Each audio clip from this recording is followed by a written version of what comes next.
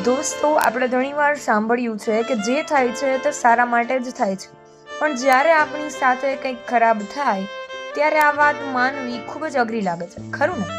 તો આજે હું તમને એક એવા રાજા અને મંત્રીની વાત સંભળાવીશ કે જે તમારો જોવાનો નજરિયો બદલી નાખશે.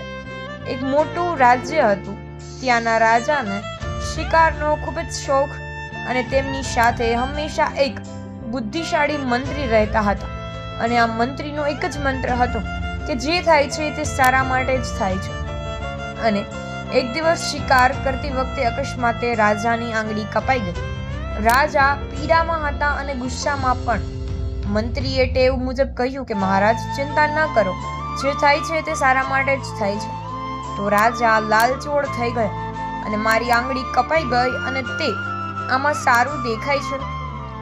રાજાએ તરત જ સૈનિકોને બોલાવી મંત્રીને જેલમાં નાખવાનો આદેશ આપ્યો.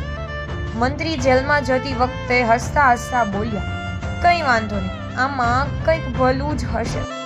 અને થોડા જ દિવસો પછી રાજા એકલા જ જંગલમાં શિકાર કરવા ગયા. ત્યાં આદિવાસીઓના એક ટોળાએ રાજાને પકડી લીધા. તેઓ પોતાની દેવીને બલિ ચડાવવા માટે કોઈ માણસની શોધમાં હતો. ત્યારે રાજાને તૈયાર કરવામાં આવ્યા. તલવાર ઉઠાવવામાં આવી, પણ અચાનક જ પૂજારીની નજર રાજાની કપાયેલી આંગળી પર પડી. પૂજારી બોલ્યો, રોકાઈ જાઓ, આ માણસનું અંગ કપાયેલું છે, તે અપૂર્ણ છે. આવા વ્યક્તિની બલિ દેવી સ્વીકારશે નહીં. આદિવાસીઓએ રાજાને છોડી દીધા. રાજા દોડતા મહેલમાં આવ્યા અને સીધા જેલમાં જઈ મંત્રીના પગે પડી ગયા. તેમણે મંત્રીને બધી વાત કરી અને માફી માંગી.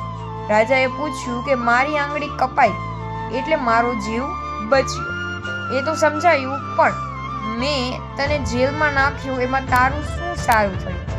તો મંત્રીએ સ્મિત સાથે જવાબ આપ્યો, મહારાજ, જો હું જેલમાં ન હોત તો હું તમારી સાથે શિકાર પર હોત અને તમારી આંગળી કપાયેલી હતી એટલે તમે બચી ગયા, પણ મારું તો કોઈ અંગ કપાયેલું નથી, તો પણ તમારી જગ્યાએ મારી બલિ ચડી ગઈ હોત. એટલે જ કહું છું કે જે થાય છે તે સારા માટે જ થાય છે. તો મિત્રો, જિંદગીમાં ક્યારેક આપણી ઈચ્છા મુજબ કામ ન થાય તો ત્યારે પણ નિરાશ ન થવું. કદાચ કુદરતે આપણને કોઈ મોટી મુસીબતમાંથી બચાવવા માટે જ એ રસ્તો બંધ કર્યો હોય છે. તો મિત્રો, તમારા જીવનમાં પણ આવો કોઈ અનુભવ થયો છે તો કમેન્ટમાં જરૂરથી જણાવજો. જો વિડીયો ગમ્યો હોય તો લાઈક કરો અને ચેનલને સબસ્ક્રાઇબ કરવાનું ભૂલતા નહીં.